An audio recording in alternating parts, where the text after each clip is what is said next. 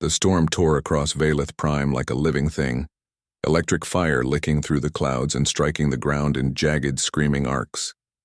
Captain Elias Ward gripped the controls of his small shuttle as it spun wildly. He had never faced a storm like this on any world he had visited. The instruments failed one by one, leaving only the roar of the wind and the violent shaking of the ship. He closed his eyes for a moment and whispered a prayer he had not said in years. When the shuttle finally crashed, it did so in a valley covered in strange glowing plants. Smoke and sparks rose from the wreckage. Elias stumbled out, coughing, his leg bleeding badly. He looked around, realizing he was alone on a world far from home. The air was thick but breathable, and the skies were streaked with violet lightning. Somewhere in the distance, he heard a faint melodic hum. He moved toward the sound, dragging himself over the rocky terrain. That's when he saw her, a young alien girl standing on a cliff, her silver-blue skin glowing softly under the storm. Her eyes were wide and curious, golden like molten metal. She raised a hand as if to warn him, but then she spoke, her voice soft but commanding. "You should not be here, human." Elias froze, studying her. I crashed. Please, I need help." Her gaze lingered on him, scanning, judging, and finally she nodded. "Follow me, quickly." She led him to a hidden cavern beneath the cliffs, a place shielded from the storm. Inside, strange bioluminescent plants cast a gentle light. Elias fell to the ground, exhaustion and pain weighing him down. The girl knelt beside him and carefully examined his wounds. "I am Lyrita," she said. "You must hide. If they find you, they will kill you." "Who?" he asked. "The Dominion," she whispered, fear and respect in her voice. "They will not forgive a human on Valeth Prime." Despite his pain, Elias managed a weak smile. "Then I owe you my life, Lyrita." Over the following weeks, Lyrita brought him food and water, taught him about the world he now walked in. She was a princess, daughter of the Queen Matriarch Shara, the ruler whose name alone made soldiers tremble. Yet she was kind, curious, and fascinated by his stories of Earth and humanity. Elias watched her grow in strength, her movements precise and deliberate. Even at her young age, she wielded a blade crafted of living metal, a weapon as much a part of her as her own body. But her eyes softened when she looked at him. She listened to every story, every word he said, as if it shaped her very being. One night, the storm returned, fiercer than before. Dominion hunters had tracked his shuttle's crash. Lyrita and Elias knew they could not stay hidden. She handed him a small weapon, but Elias shook his head. "I will draw them away," he said. "You stay here and survive." "No, I will not let you die." Lyrita protested, her hands trembling. Elias smiled, though blood dripped from his wounds. "You are stronger than I am. You can live. You must." With those words, he stepped into the storm. Lightning danced around him as he lured the hunters away, using his knowledge of human tactics and the environment. He fought not with the strength of the Dominion, but with the ingenuity, courage, and determination that defined humanity. It was dangerous, terrifying, but he succeeded in diverting them long enough for Lyrita to escape. When he finally returned, battered and nearly broken, he found her waiting, tears in her golden eyes. "You saved me," she whispered. Elias shook his head. "No, you saved yourself. I only showed you the way." From that day forward, something changed between them. Lyrita began to call him father, not in the literal sense, but as the one who had guided her, protected her, and taught her what it meant to be more than a weapon. Years passed.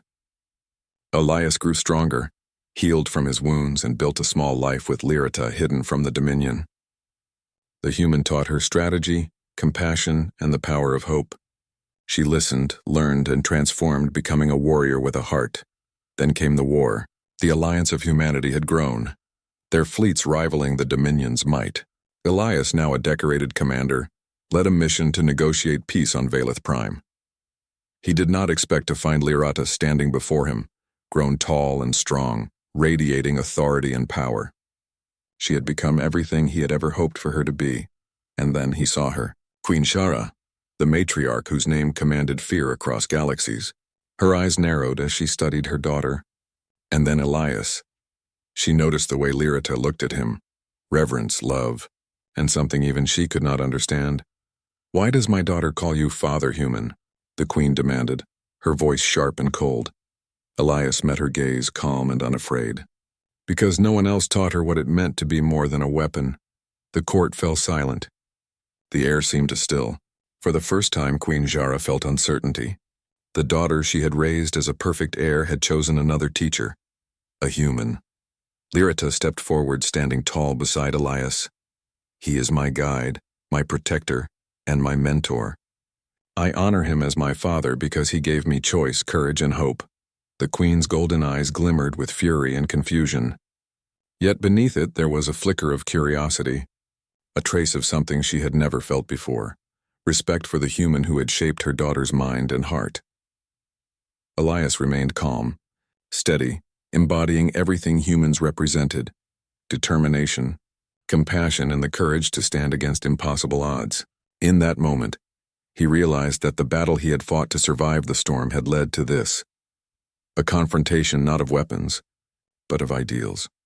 As the sun rose over Valeth Prime, casting violet light across the valley, the stage was set for a new chapter. Humanity had arrived not as conquerors, but as teachers, protectors, and partners. The galaxy would never see humans the same way again. And in the heart of the Dominion, a young princess guided by a human, prepared to challenge the world and her mother in ways no one could have imagined. The storm had passed, but the real test was just beginning. The council chamber of the Dominion Palace was vast, shining with crystal walls that reflected the violet sky outside. Queen Jara sat on her throne, towering and elegant, radiating the power that had made her feared across star systems. Her daughter Lyrita stood beside Captain Elias Ward, her golden eyes steady, her posture strong. The court was tense, the silence heavy, as every noble present sensed that the balance of power was shifting. "Human," Queen Jara said, her voice cold and sharp.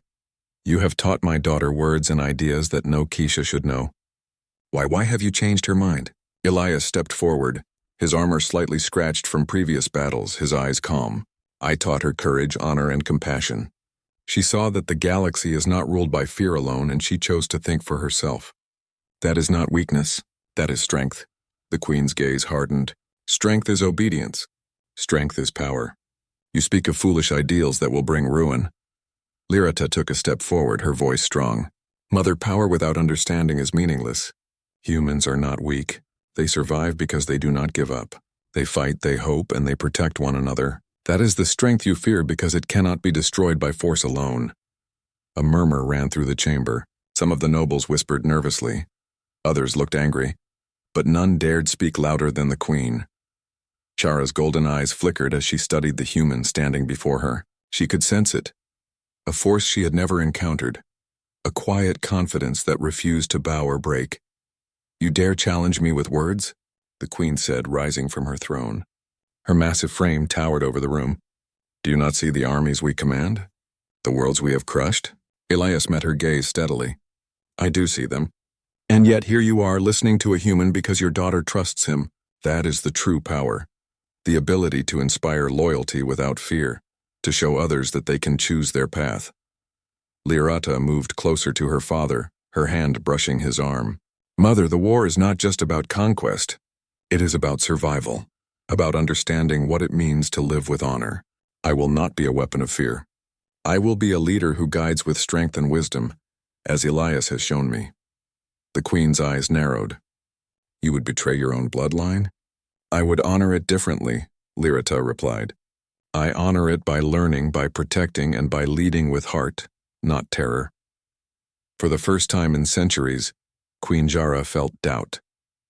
Not weakness and doubt. She saw the determination in her daughter, in the human standing beside her. She saw the loyalty of those who had once feared her, and she realized that the galaxy was changing. Outside the palace, the storm clouds that had haunted Valeth Prime began to clear, revealing the twin moons shining in calm, violet light. Word spread quickly among the Dominion forces.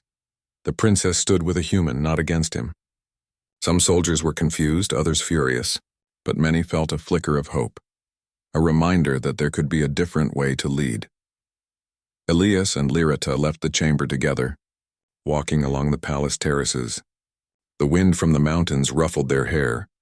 Elias looked at the sprawling city below, a city built on tradition, power, and fear. "It will not be easy," he said softly. "I know," Lyrita replied.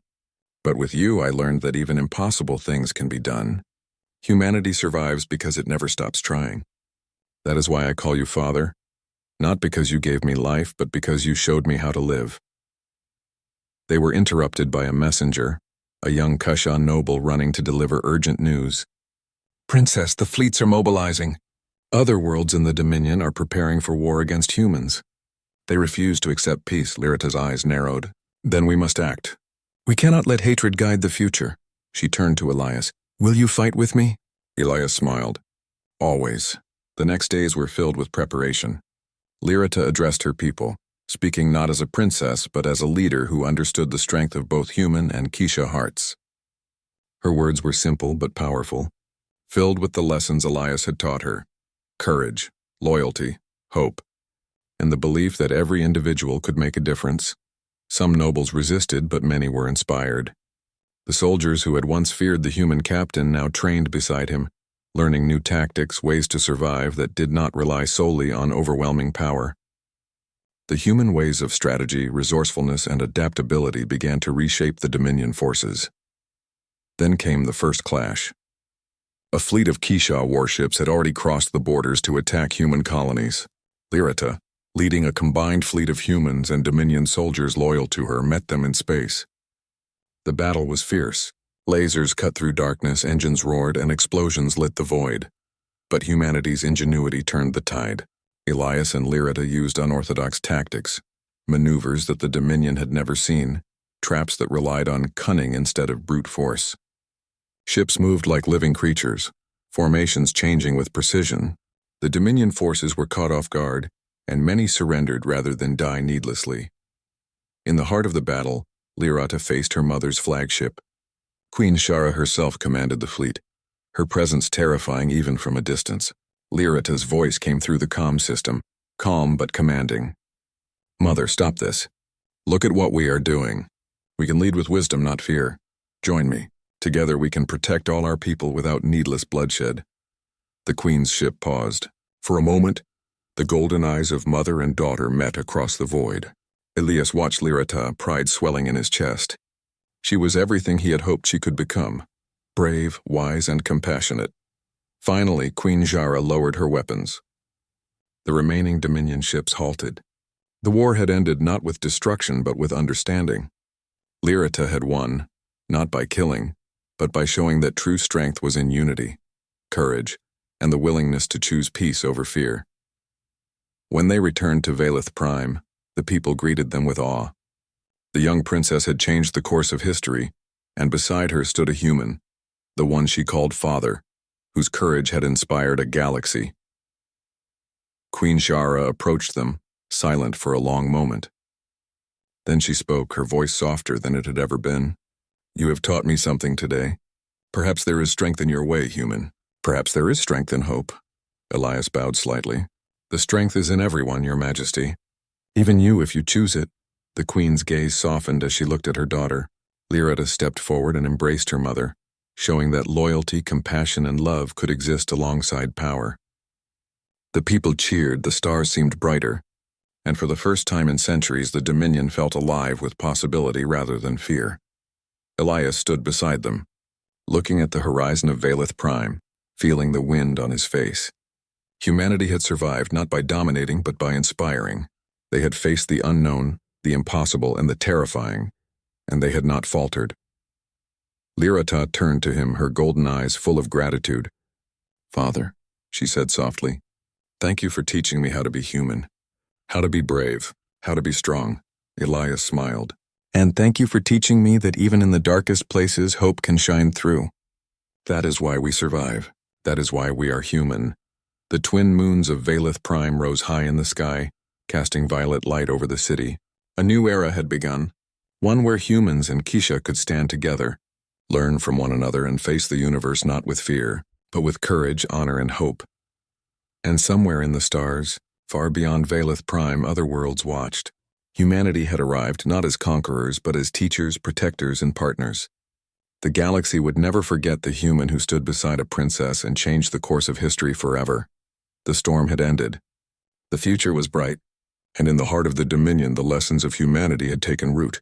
ready to grow stronger with every choice, every act of courage, and every word spoken with honor.